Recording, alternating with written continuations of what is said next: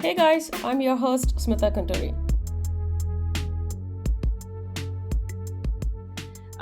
Come 2015, I ended up getting pregnant with my second baby. And it was around that same time that my husband and I got married. We wanted to have like a small intimate wedding, but we were living in California by this time. And how we got in California was because we were drinking and I don't, it was something silly, just ridiculous. And he got pissed off, took off in my car, ended up in a car accident in the hospital. His spleen was ruptured. I mean, he has a scar from his midsection all the way down to his abdomen. They cut him open. They had to help him. I mean, I'm thankful he didn't die. My car was totaled, so I was left without a car. And that's how we actually ended up moving to California, because that's where his mom lives, and that's where he ended up going to heal. So while we're over there, we're living with his mom, and that's when I think I learned that having a sacred space is extremely important to me. And it makes sense from being living out in the street, not having a place to live and be warm and eat and all that stuff. But his mother's house was fine, but I felt like I didn't belong there. Like it just didn't, it wasn't mine. It wasn't my sacred space. So I struggled with that.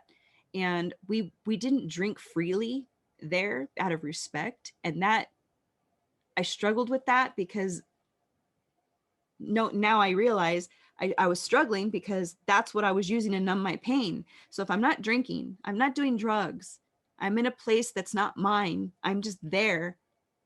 So I did the next best thing I could. I would just focus on my son.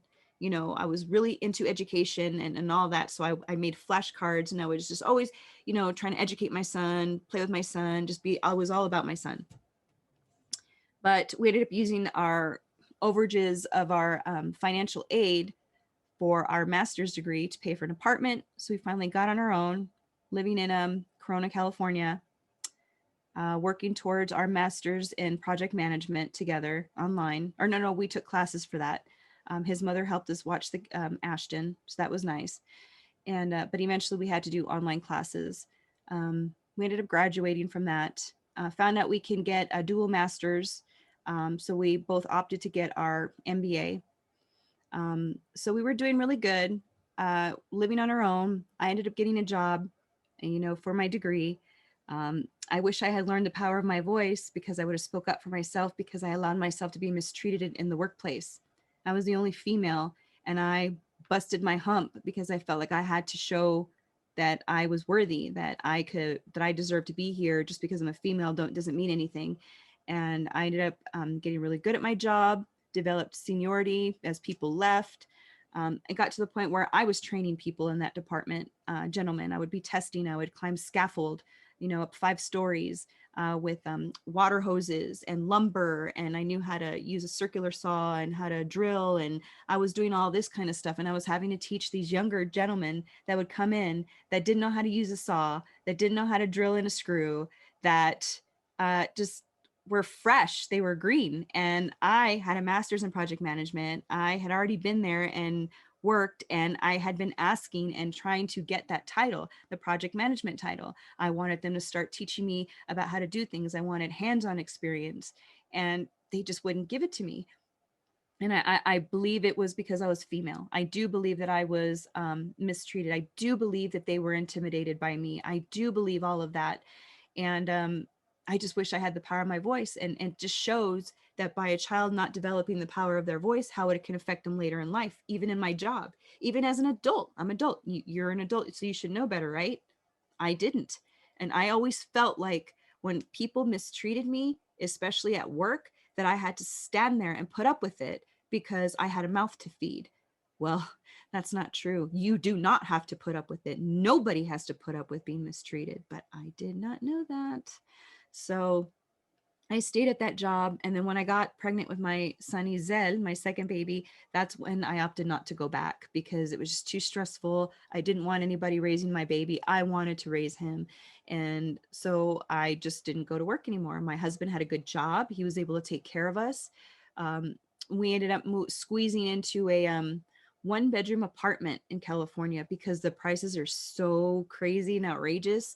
We wanted to get a house, realized we would be in extreme financial debt. So we planned to get out of there, and we were looking for a place to move to. And we figured, we settled on Utah. And so we're living in this 1-bedroom apartment. I ended up getting pregnant with my third baby, Adagio, and everything seemed fine. I'm happy. I'm there with my kids. My husband has a great job. Everything seemed fine. We ended up moving to Utah. We bought our first house. Everything seemed fine. And then when was it? Spring of 2019, my husband lost his job. That caused a financial strain. So we were fighting a lot, tensions high with him, with me. We both have a lot of baggage from before that we had never healed. So a lot of that would come out. That summer, I had started the business Cosmic Sweets, which is basically creating nutritious sweets, because I feel you should be able to enjoy a sweet treat without sacrificing nutrition. So that business started. And that's when, somewhere around that time, I think we ended up getting a fight over ice cream, melted ice cream. And it was just a majority of things. It wasn't about the ice cream. It was everything that was going on. We had one of the worst fights we've ever had. It was really ugly, to the point where he took a mini breather to California to go, stay with his family for a couple weeks. And by him doing that, I was, left alone with the children, had no money. So I had to go and hustle as a vendor for Cosmic Sweets to try to make money. I would, at the end, I was so grateful for this. At the end, the vendors would trade their product with other vendors. So there was a lady there that had bread, and then there was the vegetable people, and they would come and give me fruits and vegetables and stuff. And gosh, I was so thankful for that, because if it weren't for that, I don't know. I don't know. I don't like to think about that. I just like to be grateful and say, I'm so grateful that I was able to provide for my children. It was tight, but I was able to provide for them. But by doing that, I was forced to face my anxiety, because I had developed anxiety to the point that it was so debilitating. There would be times where I would talk myself from going somewhere. I never wanted to go to the store by myself. I couldn't go to a party or anything unless I got really drunk first. I was always about drinking first, because then I had that, what I call liquid courage, And so my anxiety was really high, and Jaime wasn't there, and he was like my crutch. So he wasn't there. So it's like I was faced with, face your fear or let your children starve. Not about to let my children starve. So I had to face my fear. I would go hustle and sell. I would be nervous. My anxiety was at an all-time high. I would be trembling. There were episodes of me crying, but I had to do what I had to do. But then I realized I can do this. Like, it's not that big of a deal. Like, why am I so scared? Where is this fear coming from? And then I realized that fear is just like fake. It's like fake phantom fear. It's like, what is that? And then that's when I learned that I had some power. I started learning that I can do things, that anxiety that I was suffering from, I could control it. So that was amazing. That was a big, huge breakthrough for me. And then the holidays, they came and went. And it was December of 2019 when my depression hit out of nowhere. I think that ever since my husband came back from California, I thought everything was going to be gravy, and it wasn't. We were still strained. We weren't close. Things just weren't, nothing was right. And I just started thinking about my entire life. I'm here, we're married, I have kids, I have a house. Why do I feel like this? Like, why is my life like this? Like, what is going on? Like, I couldn't wrap my head around it. And I was just blanketed with depression. I ended up staying in bed for a few days because I just was giving up. I was just like, screw it, it's whatever. I busted my hump for this. I'm not even happy. Like, I was just done. I hated it. I hated the way I felt. I just hated everything. But then my children would come into the bedroom, and they were little, and they would come into the room and they would see, like, why is mommy laying in bed? And that got to me. And then I started realizing, you know what? My children do not deserve this. They deserve a better mother. They deserve a healthy mom. They do not deserve to not have a mother that's present because she's holding on to pain from somebody else that hurt her. So that motivated me. So I said, I have to do something. And I didn't know what it was. I had no idea what to do. I just didn't. So I just, Google search. And I just started searching and searching and researching and watching and anything and everything I could get my hands on. And what stood out to me were the images of words that said mind, body, and soul, self-care, self-love. Heard of all that all the time. You hear about it all the time, right? It's everywhere. Everybody knows that. But I didn't really know what that meant. I didn't. I can admit that. I did not truly know what that meant. I had never practiced that. I didn't know. So I said, all right, fine. I'm just going to flood myself with all this stuff and something's got to work, right? So I made up my mind to focus every single day on my mental health, my physical health, and my spiritual health. So what I opted to do was, because where we live, it's a really beautiful neighborhood. There's flowers and trees everywhere, and there's the lake. I love the lake. It's so beautiful. And there's actually studies that say that when you live near water, like you're naturally happier. And I didn't know that before. So and just being outside can connect you spiritually.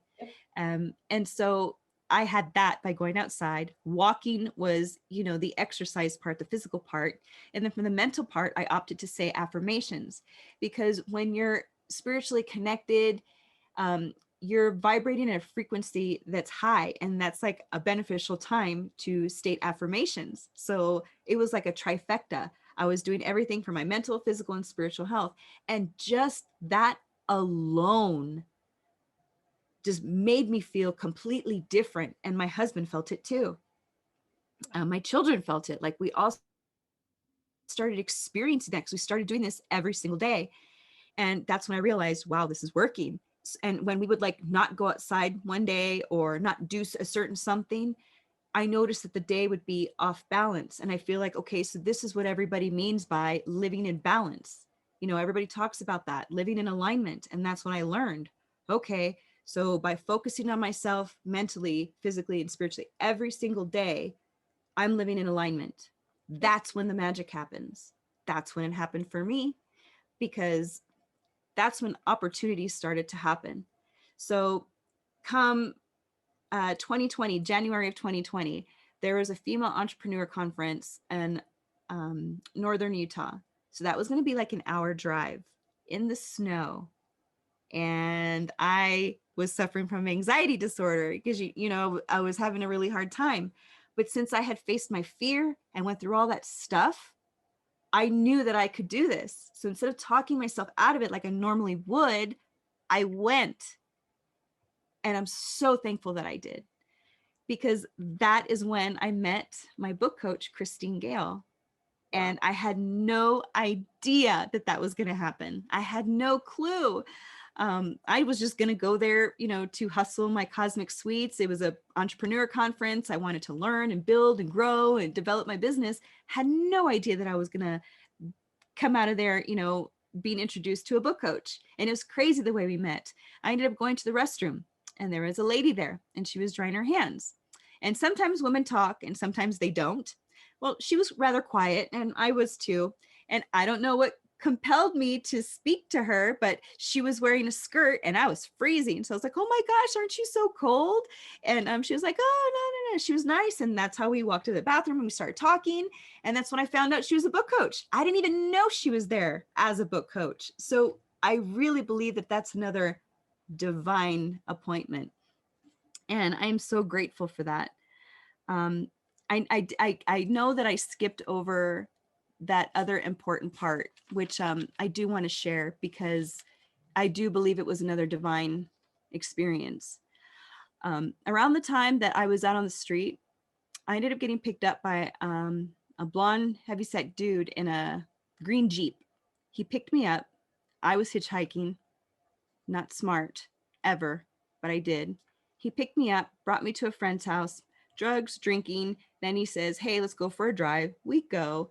And then I start getting scared because I notice that this guy is driving me on the outskirts of Las Vegas. And growing up in Las Vegas, I've heard about all the dead bodies being buried in the desert. So I was scared.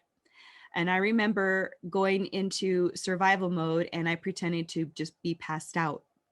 And I remember seeing all the stars because when you're in Vegas, the lights are so bright. If you look up, you can't see the stars. Well, I could see the stars because we were far out and it was quiet. And I just remember the hot air. That's all I remember. And next thing I know, we're literally in the middle of the desert. He's off the road, pulls, and there's just desert all around. I could scream as loud as I possibly could. Nobody would ever hear me. And he parked, and I'm just pretending to be passed out. And that's when I hear his belt buckle, and I knew what was about to happen. And he violently had his way with me.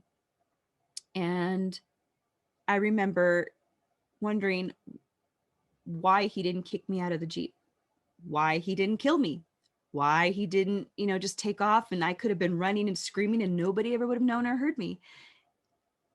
But he took me back home. And I think about that and I swear I was being protected because he did not have to bring me back, but he did. And he did not have to bring me back, and he did. And that was, I think I got to the point where I wanted to share that part because I think that's really important, because this whole time I thought that I didn't know why I was here in this world. I didn't understand how there could even be a God if he was allowing all this stuff to happen to me. But looking back at all those incidences, he was always there. I was always being protected. And now I know why. Especially after meeting Christine, and I had been wanting to write a book for the past 10 years because I remember just saying, I've gone through so much crap, I should put it in a book, be entertaining. I never thought to write a book to help others, but that's what I ended up doing. And the reason why is because after experiencing this amazing transformation and learning that I needed to focus on my health mentally, physically, and spiritually, I've just been filled with so much gratitude because my anxiety it's back to normal, because anxiety is normal, but it can become a disorder with trauma and other traumatic events that happen to people. And I do believe that mine is back to normal. I've noticed a difference in me. And now when the anxiety creeps up, I can acknowledge it and say, you're not needed, and go about what I'm doing. And the fear's not there anymore. I don't suffer from that depression. I used to suffer from PTSD. I used to have nightmares. I would wake up. All my different boyfriends would tell me stories about how I would wake up screaming and crying, yelling out, don't touch me, leave me alone. And I believe that was me just remembering those traumatic events when I was paralyzed. And this time I was fighting back. But I don't suffer from that anymore. I don't feel like I have to get drunk to numb my pain. I don't smoke cigarettes because that's not something that I want to do. And I finally learned that. I learned that everything that I had become wasn't me. And so I had to start shedding all of those things that no longer resonated with me. I was blossoming like a lotus, from the mud. And it's been a beautiful experience, and I'm still learning. I'm learning about things I like, things I don't like, that I can say no thank you, that I don't have to do certain things. I don't have to put up with certain people in my life that mistreat me or disrespect me or that are toxic. I learned that I am a beautiful woman and I deserve to be respected. And I do love myself. It took me a long time to be okay with this. And I struggled a lot with women, and jealousy and all that stuff. And it's just like, I don't think they would have felt that way if they knew, my background. But I've finally learned to love who I am as a person. I've developed who I am. I'm just emerging into my true self. And it's just been the most amazing, beautiful experience. And I truly believe that I was chosen to experience everything that I did to be in the place that I am today. I truly believe that I am meant to share my story, to help inspire other people, that it does not matter what it is that you've gone through in your life, you can rise above it. And I truly believe that. you just took me on a emotional roller coaster. Seriously, I don't want to disturb you in between when you're continuously talking. I don't want to be like in between your story because I don't even have words to say. Seriously, with the way that you have gone through, looking at you today, just having that smile all the time, nobody will ever think like, yeah, you had this kind of a past in your life, and you have gone through like so much. And have you ever got a chance to meet any of your people before, the people that hurt you before? One of them, my uncle, I ended up going back to a family reunion, and he was there, and he just acted like nothing and normal. So I just did the same thing. I figured I've learned to forgive them. I forgave everybody that has ever wronged me or hurt me, because I have learned that hurt people hurt other people, and that they are suffering themselves, and perhaps they were not taught like I wasn't taught. And how can I be mad at them for that? And holding on to all of that hurt and anger just hurts me, and Yeah. I'm done with that. So, but no one else. I haven't come across anyone else. Um, Interesting when you mentioned like forgiveness. What is forgiveness in your words? to me, forgiveness is opening your heart and understanding that we don't have to hold on to pain from other people that hurt us, because those are their actions. We do not own their actions. It's how we respond to what they do to us. We have that power. People look at forgiveness as, I've heard this on social media, as toxic positivity. That could not be more wrong. Forgiveness is for you. Forgiveness doesn't, say that it's okay that this person hurt you. Oh no, they should still be punished, and whatever they're meant to happen, to go through. But for you, it's like choosing to hold on to that pain and carrying it with you day in, day out, and it leaches out into your daily life. And I learned that firsthand, because ever since I got rid of all of that stuff that I had been carrying, I actually feel lighter. It's an amazing experience with my mom, actually, since she caused me so much pain. I chose to do a release ritual with her. And I learned that you can like write everything. And I'm a fast typer, so I typed it up, and I typed out all this stuff that I could remember, questions. To anybody else, the letter like might not have made much sense, but that wasn't the point. It was kind of just me getting out all the memories, all the hate, all the hurt, all the questions, all the confusion. I just threw it all out on paper as I thought of it. And then I don't really have like a big community around me. So I just asked my husband to do this with me. And we went into our little bathroom, and I read it aloud, and I was totally ugly crying. I mean, it was bleh. But I was honoring the process. I was letting all of it out. I was feeling the hurt. I was feeling the pain as I read that letter. And then I gladly burned it and safely, put it in the toilet and everything. And I went to bed. And the next day I woke up, and I'm telling you, I felt lighter. Literally, I felt lighter inside. I never knew that trauma could be so heavy. It's crazy. And I realized, okay, this works. I'm in. I'm all in. I see it now, and I've just been delving into it. And forgiveness is one of the biggest things, because I have to forgive pretty much everybody in my past, and it's freeing. Um, it's like, by choosing to hold on to pain from someone else that has hurt you, it's like you're allowing yourself to continue to be haunted every day of your life. That's what it would feel like. That's what it felt like to me. And you deserve better than that. Absolutely, absolutely. That's so beautifully put. When I don't know how to put it. Why did you choose to talk about your story? Because I've learned that a few things. I've learned that the power of my story, the more I tell it, the less power it has over me. Absolutely. And I've also learned that by sharing my story, I could use it to inspire others. And that was enough for me. Not only that, also by writing my book. In writing my book, I had to be open and honest, and this story was going to go out into the world. And I didn't really understand in the beginning about how I was writing my book. I had to restart a few times, and finally I understood it and I got it. And I realized that this is how I'm going to inspire other people, is by sharing my story and putting it in the book. And that was pretty much it. If I could help anybody, especially a teenager, I really want to save teenagers because I do not want them to live a lifetime like I did. I want them to know and learn and realize all the things that they may not have been taught, like I wasn't taught. Um, I just have this huge heart to help other people. I don't want anybody to starve. I don't want anybody to be cold. I'm very overprotective because I just don't want anybody to get hurt.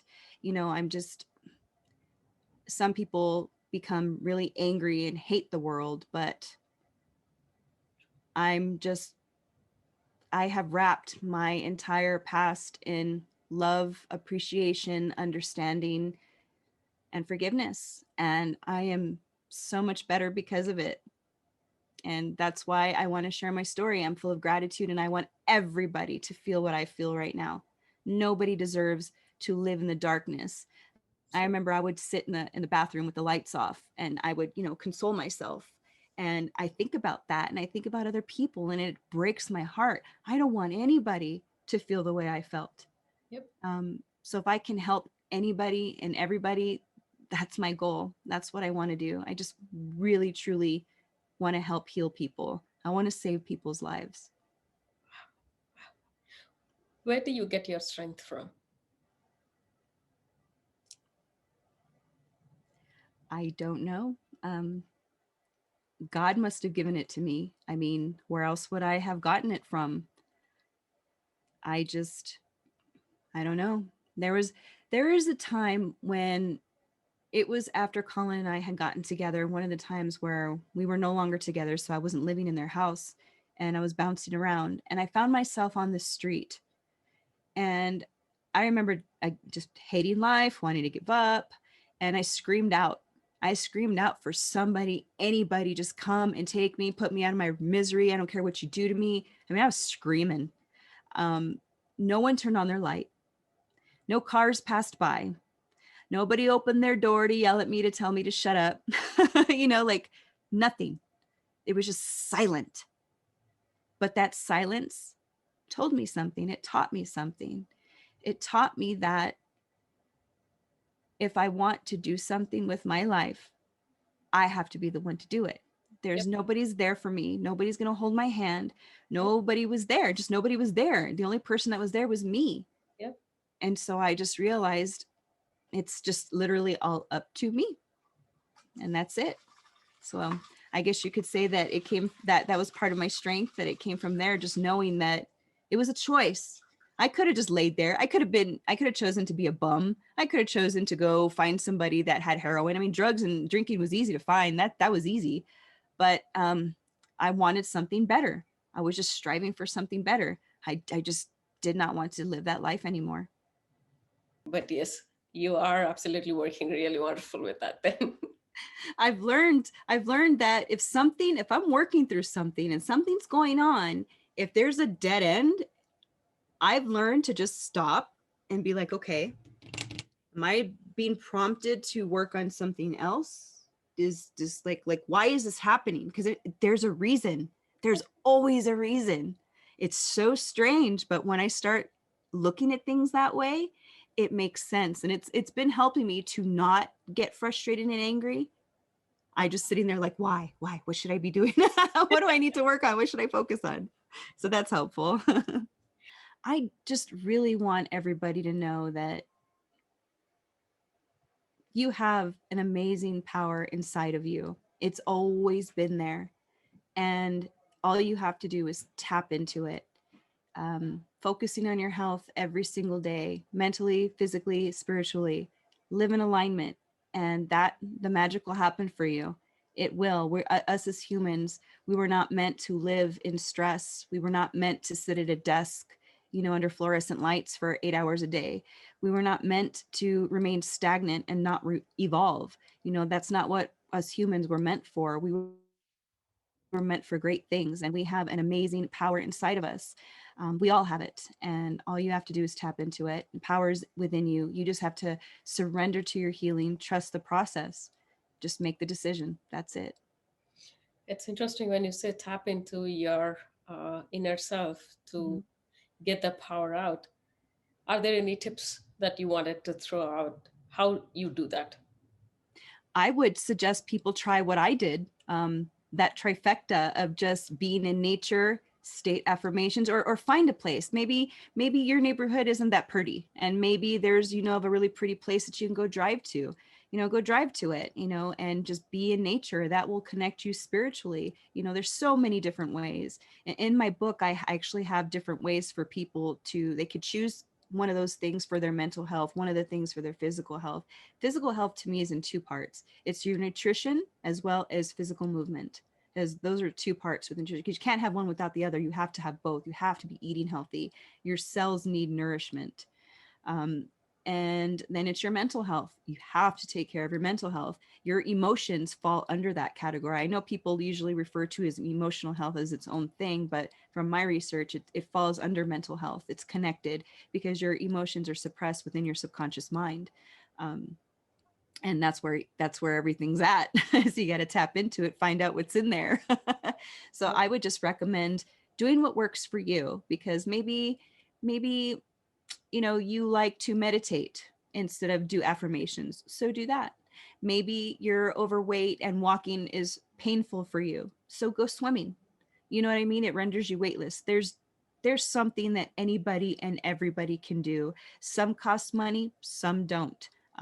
The healing is there. Like, you just choose what resonates with you. You shouldn't do something just because somebody says.